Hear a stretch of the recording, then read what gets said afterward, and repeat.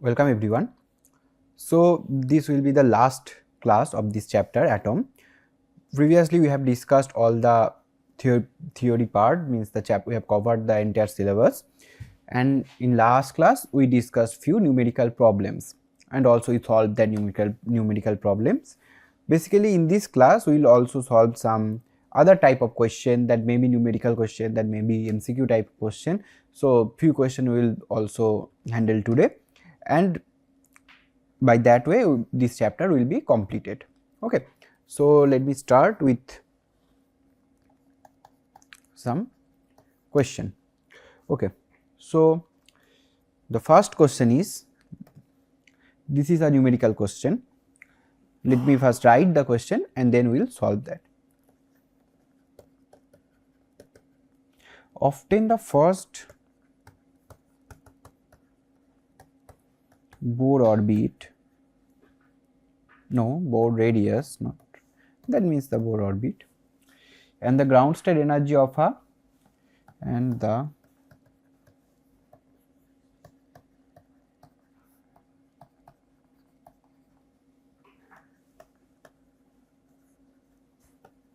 ground state energy of a muonic hydrogen atom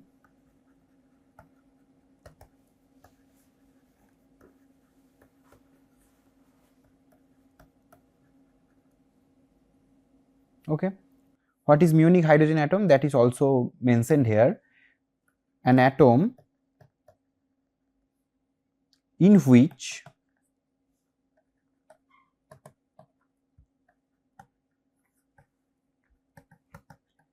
negatively charged muon, which is actually mu minus, of mass about 207 MeV orbits around a proton. This information is given. Now we have to find out the first Bohr radius and the ground state energy. Okay, so that means a hydrogen atom, it's also a hydrogen atom, but we know in hydrogen atom there is only electrons, but here also negatively charged muon, that is another kind of negatively charged particle. Electron is also a negatively charged particle, muon, and there are lots of other negatively charged particle also now discovered. One of them is muon. That muon has mass 27 times of electron, and it's also negatively charged particle, it's also orbits around the proton. Now what is given, that mass of muon is actually 27 MeV. This information we know. Okay, what was the value of R? That we have to keep in mind. If you remember, that whole derivation was done considering electron as a negatively charged particle, right? There was nothing as such special for the electron. That was in general derivation. It may, we are considering around nucleus, that means around proton, because in hydrogen there is no neutron, so around nucleus electron was revolving. Electron means a negatively charged particle. If it is instead of electron it's the muon, then also overall derivation will be same. Okay, just the mass and the charge of the muon will be different. The charge is same, mass will be different, and also the, if you remember, then okay, let me write down the formula of the R first. This derivation was a general derivation. So the formula was R equals to epsilon naught n square h square pi m z square. This was the derivation. Okay, so what was Z? This is hydrogen atom, so Z should be 1. So let me remove the Z first. So this should be the formula.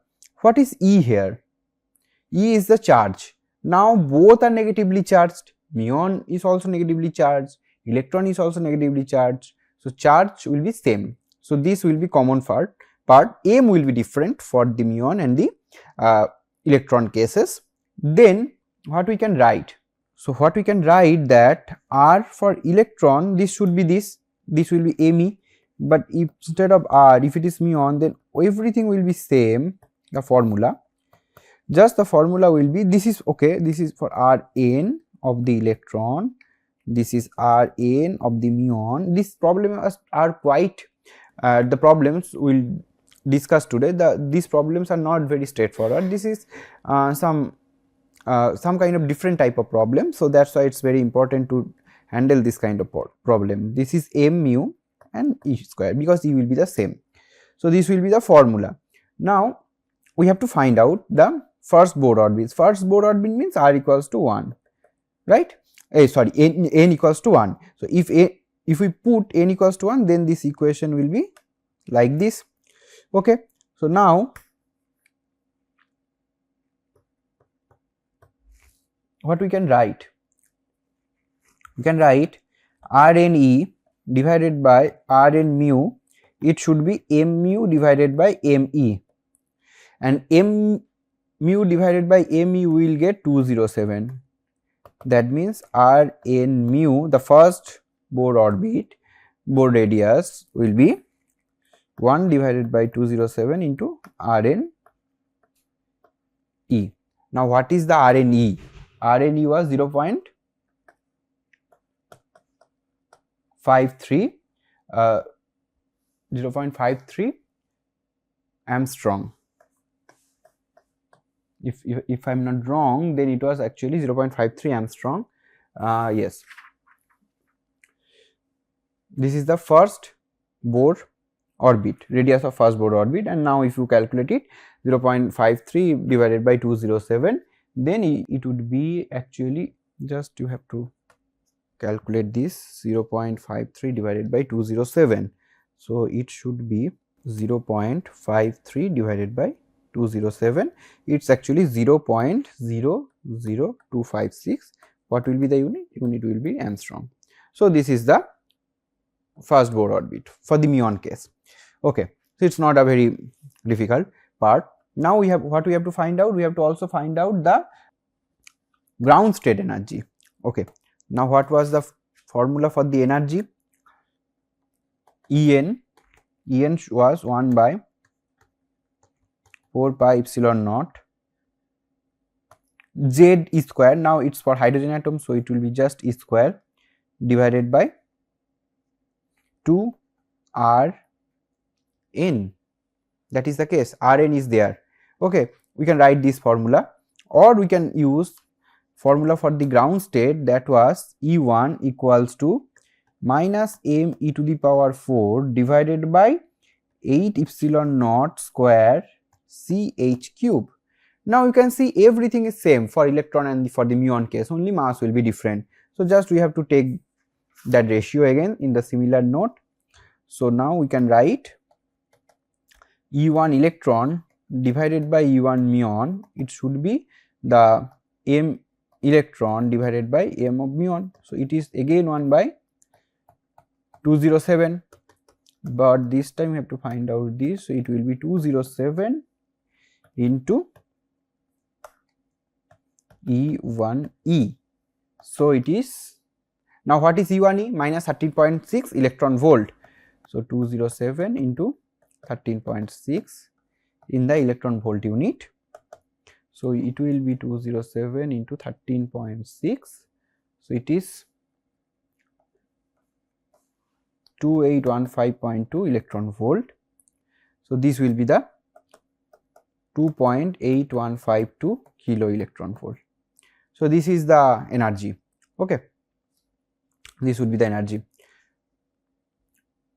ground state energy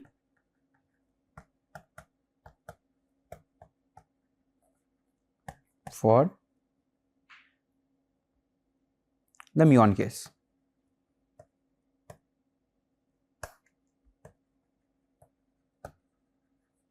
Okay, now let's move to the another question, another numerical question. Let's say, let me find out a question first. Okay, question number 2. Hydrogen atom in ground state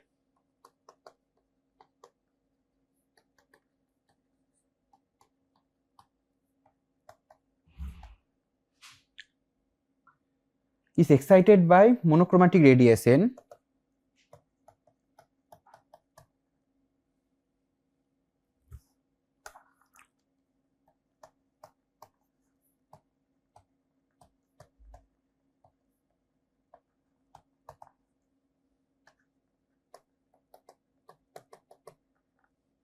okay, monochromatic radiation of lambda. Lambda is given by which the hydrogen atom is excited strong. So this is also a very interesting question. Number of spectral lines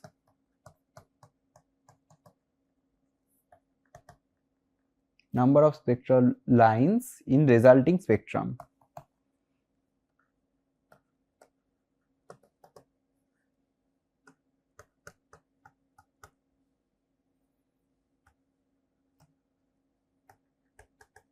Will be okay. So first the excitation occurs, right? Excitation occurs from the ground state n equals to 1, but we don't know the final state. Let's say that is n, and that energy gap del E, that energy is provided by this wavelength. So del E should be hc by lambda, and we know that hc by lambda equals to, what should be the formula? We know that it should be equals to that energy gap, which is En minus E1, okay, that we know. So from here we can write 1 by lambda equals to the Rydberg constant R into, because we know the form of E, right, the E for energy, that En was some En has the form in terms of the Rydberg constant. So if we put that, then we can obtain this value, but we know the formula directly, we can use that formula, otherwise we can derive, but it's better to remember that formula, otherwise we have to derive that formula again and again. So En equals to minus RCH, this is the formula, okay. E1 equals to, right, not En, this is E1 equals to minus RCH for the ground state, okay. And if there is En, then there will be RCH by n square, okay. If you put that, then also you can obtain, otherwise you have to do this. Let me do hc by lambda, then it will be minus RCH will be common, 1 minus n square divided by 1 minus 1 square, okay. So HCHC will be cancelled out, so that formula is needed, 1 by lambda equals to R into 1 by 1 square minus 1 by n square, okay. Now this lambda is given, R also known to us. What is the value of R? R is the Rydberg constant, R is the Rydberg constant, and the value of Rydberg constant is 109706 in centimeter inverse, if I am not wrong, in centimeter inverse, but we have to now convert it. The lambda is given in terms of Armstrong. So 1 by lambda will be 1 by 975. So okay, let me do first like this. This is 1 n squared is equal to 1 by R lambda. So R lambda should be unitless, because lambda is in the unit of length and R is in the unit of length inverse. So ultimately R lambda should not have any unit, but lambda is in terms of Armstrong and R in terms of centimeter inverse, so we have to convert it. Let me first convert it. If lambda is 975 Armstrong, so equals to 975 into 10 to the power minus 8 centimeter, we know. So if you put it, then we will obtain 975 into 10 to the power minus 8 into 109706. So it will be 975 into 10 to the power minus 8 into 109706. So it actually appears 0.934. Okay, so this is 0.934. Now just this is 1 minus 1 by n square, so 1 by n square should be 1 minus 0.934, right. So it's actually 0.065, then n square will be 1 by 0.065, which is 15.5. 3, 6, around 16. So we can write n is approximately 4. So this is actually 4. So in between there are 2 states, n equals to 2, n equals to 3. Now they asked that in the spectrum, atomic spectrum, number of spectral line, how would you find that? For that there is a formula, but let's do it without using that formula, then we will understand the formula. Okay, that will be much better. There are some possibilities. First, 4 to 1, there may be a transition. Again 4 to 2 or 4 to 3. From energy level 4 there are 3 transitions possible, right? Okay. Now again from 3 to 2 transition is also possible. Okay. 3 to 1 transition is also possible, and one more transition will be possible, that is 2 to 1. So there will be 6 possible transition. How I can calculate that? Like this, let's say it's in the 4th state, 4. It can go to 4 to 1 directly, okay, or 4 to 2 or 4 to 3. Now it can also go 3 to 2 or 3 to 1 directly, and also 2 to 1. These 6 transition will be possible. So it's eventually draw like this. You can draw. If you draw properly, then it will be like, it is 4 to 3, 4 to 2 or 4 to 1, 3 to 2, 2 to 1, 3 to 1. So you can see there are 6 lines, 6 arrows, 1, 2, 3, 4, 5, 6. So 6 transition will be possible. Now you can calculate it without doing explicitly. You can use the formula. That formula is NC2. You can, this is the number of lines. Why this is NC2? NC2 means if you read the permutation combination part, this is the combination, and this will be n factorial divided by 2 factorial, n minus 2 factorial. Here n is 4, n means the higher level, so it will be 4C2. So it will be 4 factorial divided by 2 factorial into 2 factorial, it will be 6. But how this formula arises, just look at it. Why 2? Because the transition should occur between any 2 levels, that's why 2. So we have to take pair of 2. There are 4 numbers, 4, 3, 2, 1 here in case of this 4C2, otherwise in case of n there will be n numbers, but here, so among these 4 numbers we have to take in pair of 2 numbers. It may be 4, 3, it may be 4, 2, it may be 4, 1, it may be 3, 2, it may be 3, 1, it may be 2, 1. There will be 6 possible combination that is given by this formula, and essentially each combination will suggest each transition. This means that 4 to 3 transition, this signifies 4 to 2 transition, this is 4 to 1, 3 to 2, 3 to 1 and 2 to 1.